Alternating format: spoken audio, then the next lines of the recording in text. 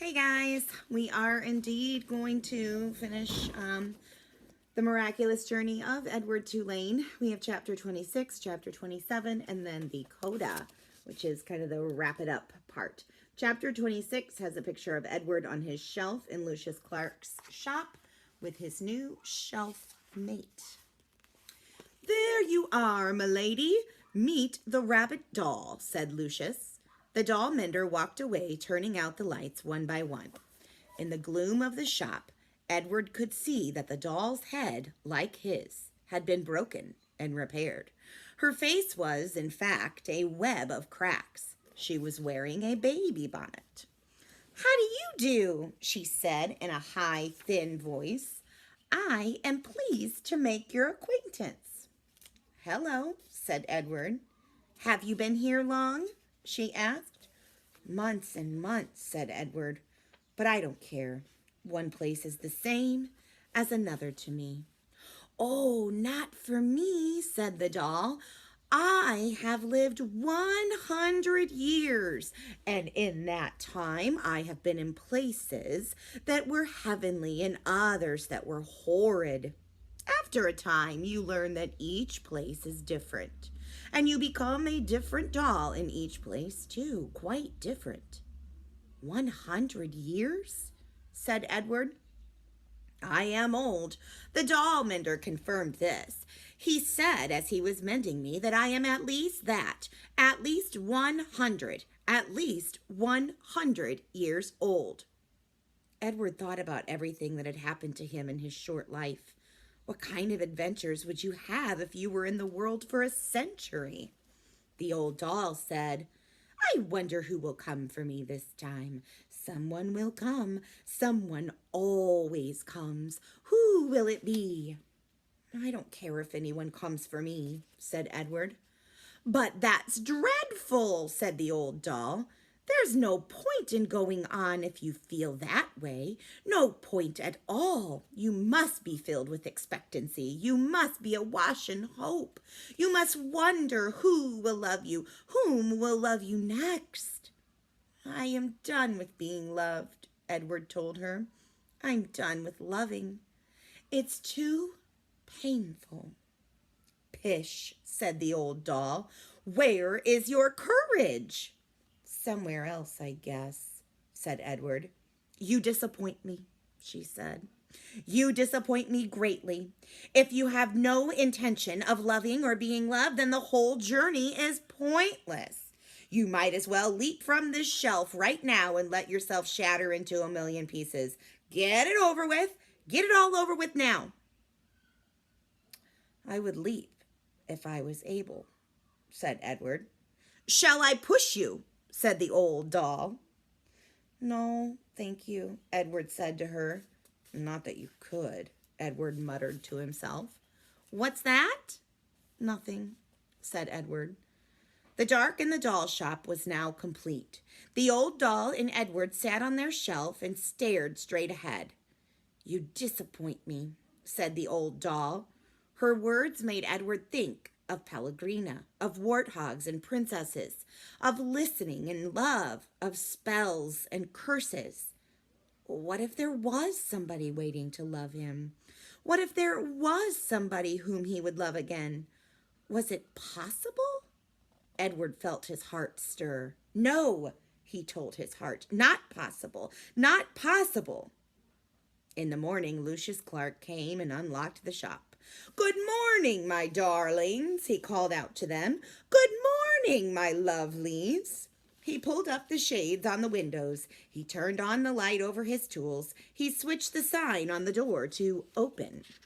The first customer was a little girl with her father. Are you looking for something special? Lucius Clark said to them. Yes, said the girl. I am looking for a friend. Her father put her on his shoulders, and they walked slowly around the shop. The girl studied each doll carefully. She looked Edward right in the eyes. She nodded at him. Have you decided, Natalie? Her father asked. Yes, she said. I want the one in the baby bonnet. Oh, said Lucius Clark. You know that she is very old. She is an antique. She needs me, said Natalie firmly. Next to Edward, the old doll let out a sigh. She seemed to sit up straighter. Lucius came and took her off the shelf and handed her to Natalie. And when they left, the girl's father opened the door for his daughter and the old doll. A bright shaft of early morning light came flooding in, and Edward heard quite clearly, as if she were still sitting next to him, the old doll's voice. Open your heart, she said gently. Someone will come. Someone will come for you. But first you must open your heart. The door closed. The sunlight disappeared. Someone will come. Edward's heart stirred. He thought for the first time in a long time of the house on Egypt Street and of Abilene winding his watch and then bending toward him and placing it on his left leg, saying, I will come home to you. No, no, he told himself. Don't believe it. Don't let yourself believe it. But it was too late.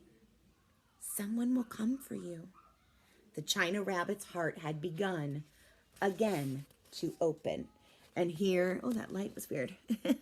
You can see the picture, and it does say Edward's heart stirred. Chapter 27, we see, looks like someone walking in with an umbrella. Chapter 27. Seasons passed. Fall and winter and spring and summer. Leaves blew in through the open door of Lucius Clark's shop, and rain and the green, outrageous, hopeful light of spring. People came and went, grandmothers and doll collectors and little girls with their mothers. Edward Tulane waited. The seasons turned into years. Edward Tulane waited. He repeated the old doll's words over and over until they wore a smooth groove of hope in his brain. Someone will come. Someone will come for you. And the old doll was right. Someone did come. It was springtime. It was raining. There were dogwood blossoms on the floor of Lucius Clark's shop. She was a small girl, maybe 5 years old, and while her mother struggled to close a blue umbrella, the little girl walked around the store, stopping and staring solemnly at each doll, and then moving on. When she came to Edward, she stood in front of him for what seemed like a long time. She looked at him, and he looked back at her. Someone will come, Edward said. Someone will come for me. The girl smiled, and then she stood on her tiptoes and took Edward off of the shelf. She cradled him in her arms. She held him in the same ferocious, tender way Sarah Ruth had held him. Oh, thought Edward, I remember this. Madam, said Lucius Clark, could you please attend to your daughter? She is holding a very fragile, very precious, quite expensive doll. Maggie, said the woman. She looked up from the still open umbrella. What have you got?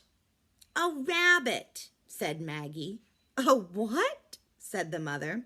A rabbit, said Maggie again. I want him. Remember, we're not buying anything today. We're looking only, said the woman. Madam, Lucius Clark said, please. The woman came and stood over Maggie. She looked down at Edward. The rabbit felt dizzy. He wondered for a minute if his head had cracked open again, if he was dreaming. Look, Mama, said Maggie. Look at him. I see him, said the woman. She dropped the umbrella. She put her hand on the locket that hung around her neck, and Edward saw that it was not a locket at all. It was a watch, a pocket watch. It was his watch. Edward? Said Abilene. Yes, said Edward. Edward, she said again, certain this time. Yes, said Edward. Yes, yes, yes, it's me. And here, of course, is the coda. Once there was a China rabbit who was loved by a little girl. The rabbit went on an ocean journey and fell overboard and was rescued by a fisherman. He was buried under garbage and unburied by a dog. He traveled for a long time with the hobos and worked for a short time as a scarecrow. Once there was a rabbit who loved a little girl and watched her die. The rabbit danced on the streets of Memphis. His head was broken open in a diner and was put together again by a doll mender. And the rabbit swore that he would not make the mistake of loving again. Once there was a rabbit who danced in a garden in springtime with the daughter of the woman who had loved him at the beginning of his journey. The girl swung the rabbit as she danced in circles. Sometimes they went so fast, the two of them, that it seemed as if they were flying. Sometimes it seemed as if they both had wings. Once, oh marvelous once, there was a rabbit who found his way home. So the miraculous journey of Edward Tulane was just that, the story of a rabbit who really did go on a miraculous journey, a journey of finding whom he really was, finding what love really meant, and finding what's really important. I hope you enjoyed this story as much as I have enjoyed That it. made me feel like a rabbit in a heart.